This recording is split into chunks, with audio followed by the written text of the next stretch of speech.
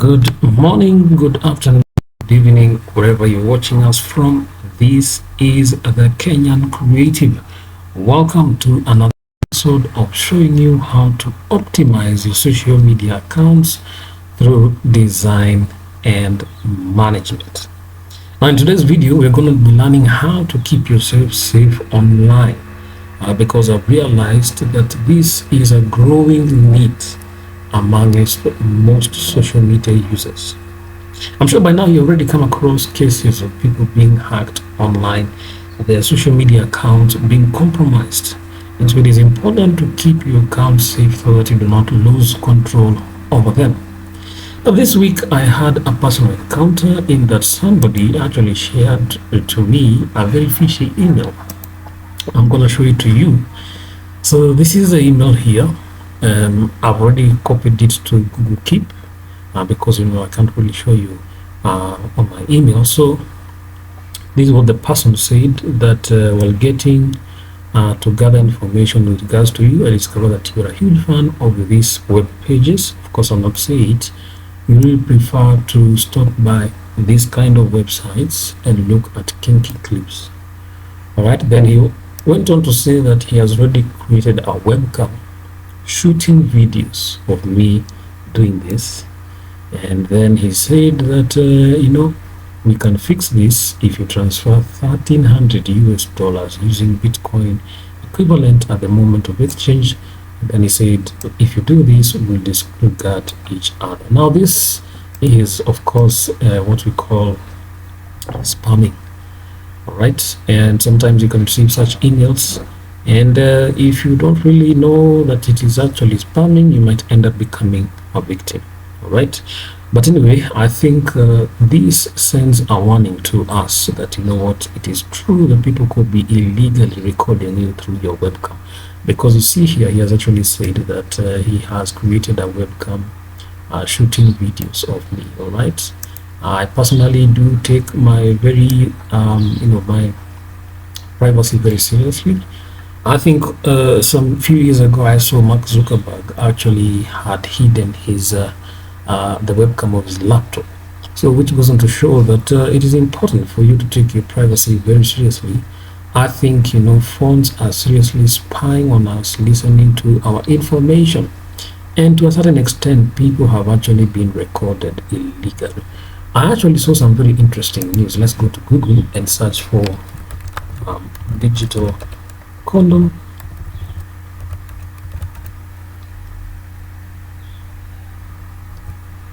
All right, so this is the news that I came across this week, that people have actually come up with something called a digital condom, and you can see here that this new app is called a digital condom. It blocks non-consensual recordings using Bluetooth technology, and it has been developed by a German brand, 𝗙𝗶𝗶𝗶. So I think there's a growing need to actually protect yourself online.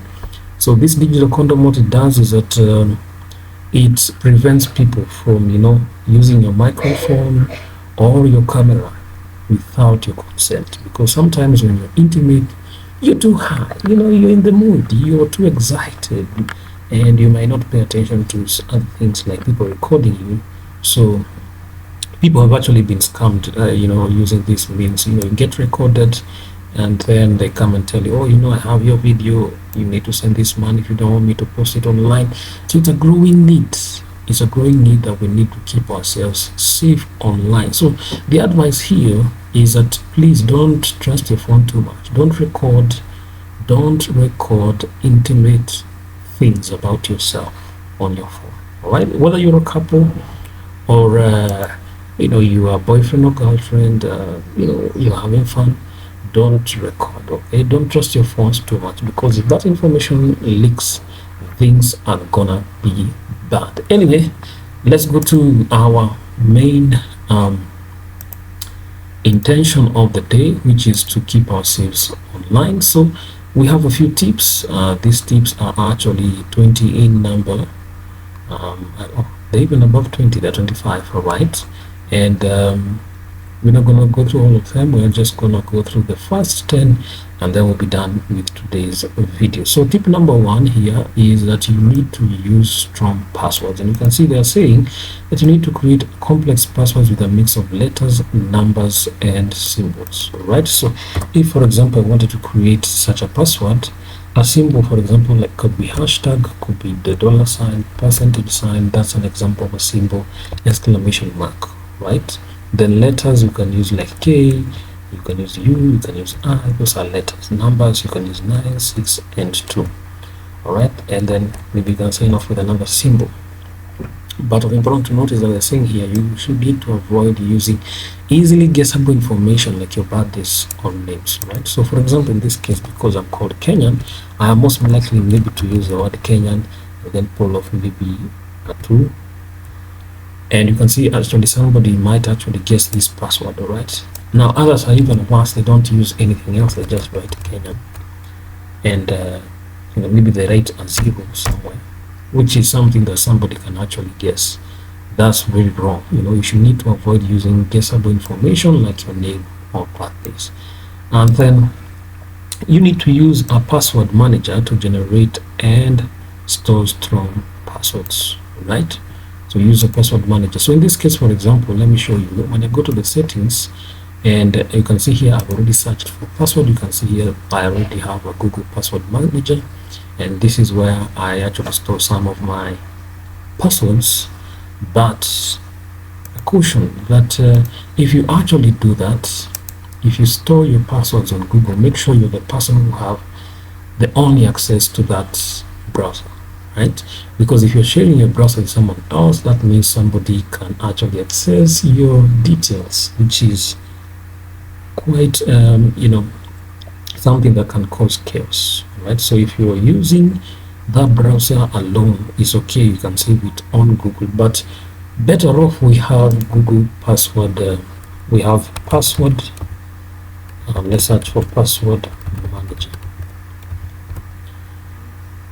Right, so you can see you actually have a bit of options here. You can see you have one password, bit one, then last pass, dash lane, keeper, sticky password, not pass, roboform, log me once, right? So, and you can also read these articles concerning password. You see, Google Password Manager is also an option, but you know, if you really want better, something better, you can use one password, last pass, and all these others you can explore.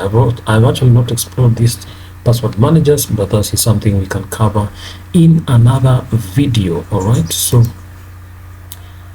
let's go back. So tip number one is to use strong passwords. Then tip number two is to enable something we call, I don't know why this keeps popping up, this is my worst antivirus, but anyway, let's close it. So you need to enable two-factor authentication, right? And we commonly refer to it as 2FA, that's the short form.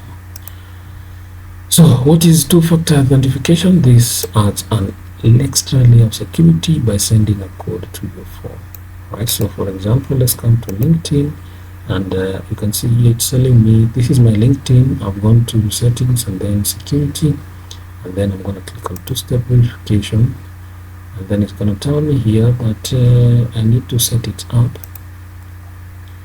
and then it will tell me that it has sent me a code to my email. So I come to my email, and let me refresh it.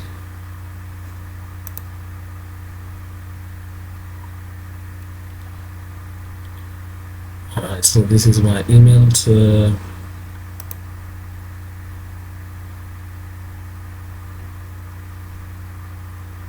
Alright, so you can see actually LinkedIn has sent me a code. So let me copy it, come back here, paste it,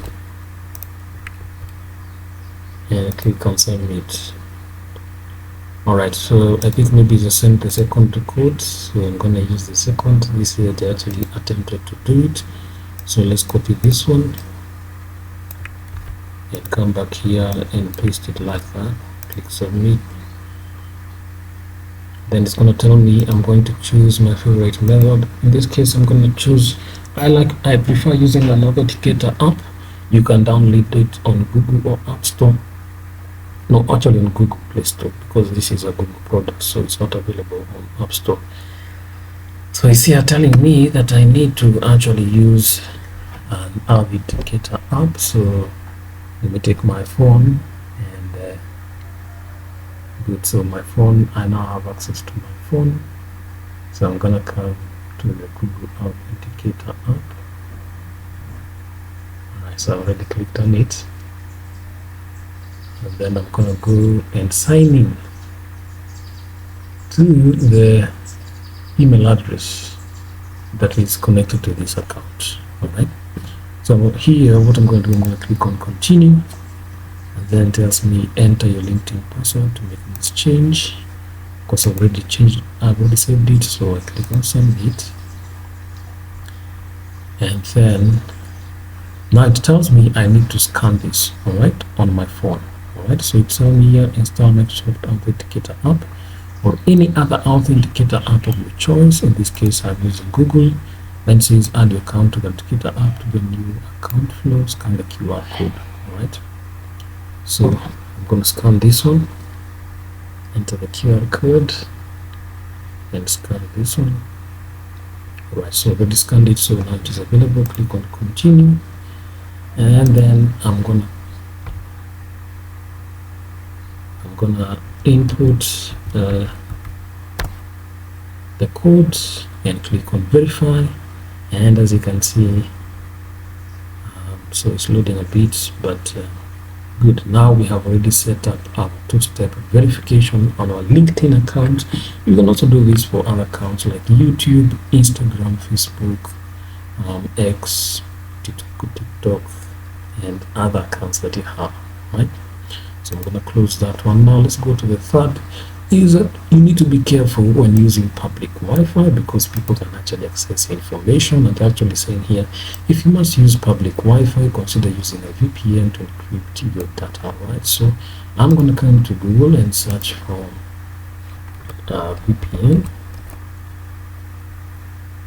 and you can see here you have various options. Even Chrome Web Store has a free VPN, so maybe you can click on that.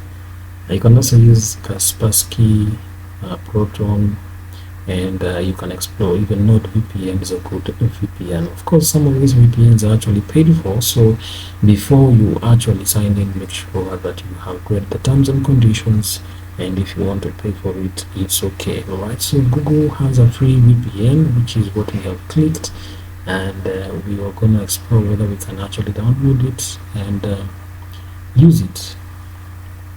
But of course, because we don't want this video to be long, and I can see it's loading, I think there is an issue with my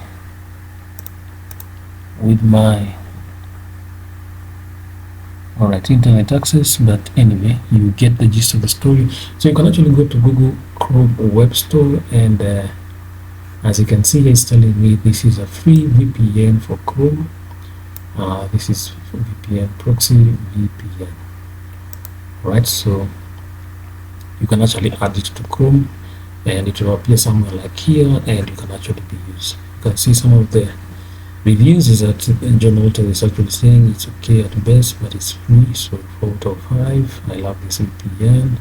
It's the best VPN I've ever used. So virtual private network helps to hide to encrypt your data. Right, so you can actually use it to even change your location. You're gonna claim that you are in the US, right? So it could be in Kenya, so it's an option that is actually used to mask a lot of things, right? So I've seen it's loading. So anyway, let's go to the next step. Is that you need to update your software regularly, and I actually make that. I actually update my phone apps every week. All right, my apps on my laptop, I usually upload them after a while, but maybe I think I just need to set up a schedule on how I'm going to update. But anyway, you can also enable automatic updates. For example, Windows usually does give me updates that it's already updated and needs to be restarted. So you can also set up automatic updates so that you don't have to keep reminding yourself to update, right? Then number 5, you need to be cautious of phishing scams. Avoid clicking on suspicious links or attachment in emails, especially from unknown senders. Look for signs of phishing, such as spelling errors or URLs in the urgent language, right? So for example, the email that I've already shown you, that is an example of phishing, and you need to be aware of it. Be careful of the links that you actually click on, all right? So I know some of us may be here like visiting other websites, and in some of those other websites they have some fishy links. If you actually click on them, you might end up being a victim. Now, number 6 is that you need to limit personal information sharing. Of course, you need to avoid sharing personal details like your name, address, or phone number publicly, and you need to review privacy settings on social media to control who can see your information. I think if you go to Facebook, you can actually, be able to give control in that can people access your account, up to what extent of the details. And then number 7, you need to look out for HTTPS. For example, in this browser, if I come here, it's telling me that the connection is secure and the certificate is valid. Of course, it has the HTTPS, and you can see actually it's telling me that. Alright, so you also need to log out of accounts after using shared public devices. Wow, this is actually very important. If you go into a cyber cafe, log into your account, you need to log out, and then you need also to tell it to forget that account, right? Very important. For example, if you log into your email, all right, and then after some time you do what? You use the sender email. If you actually forget to log out, somebody can come and access it, so you always need to log out, right? And then you need to back up your data. For example, you need to back up your files in an external hard drive or cloud storage. Alright, so for example, in this case, if I navigate here, you can see there's something called Google Docs. You can upload the documents here, Google Sheets, Google Slides. You can keep some of your notes. They're actually backed up online. You can also use Google One, which gives you more storage. And for example, Google Photos. If you click on Google Photos, I'll be able to see some of the photos that I have been able to back up. But I think I haven't backed up photos in a while. Right, so this is Google Photos, and because of privacy, of course, I can't really show you the photos, but you can see it's telling me here that keep your organizing your photos by faces. Of course, I can tell it to keep it on, but as you can see, there's some pictures that are here, so that is it. All right, so let's go to. You need to monitor your financial and personal accounts. Yes, keep an eye on the credit statement and use alerts and notifications to get updates about suspicious activity. For example, because I have two-factor authentication in my account, anytime somebody tries to log into my account, I'll have a notification that someone attempted to actually log into your account. Then number 10, you need to be mindful of social engineering. Be cautious if someone pressures you to share information or perform actions as usual. And if you suspect manipulation, pause and verify the password by good trusted links. I know guys like chatting, for example, on Reddit, Roblox, Twitter, Facebook. Don't give personal information to strangers. Of course, you might be excited, but please don't give personal information. I know actually people are also communicating via Telegram. Make sure you don't give out personal information. Right, so I think these others are actually part of things that we know. You can also clear your cache and also other things. All right, so I'll avail this information on my blog. Make sure you read it, but for the sake of time, we have been able to cover these important ways of staying safe online. So without further ado, that is it for today. Have a very blessed time. Make sure to subscribe, like, and comment so that our videos get recommended to a larger audience. Also submit what you'd like us to post and how you'd like us to serve you. So without further ado, see you in the next video.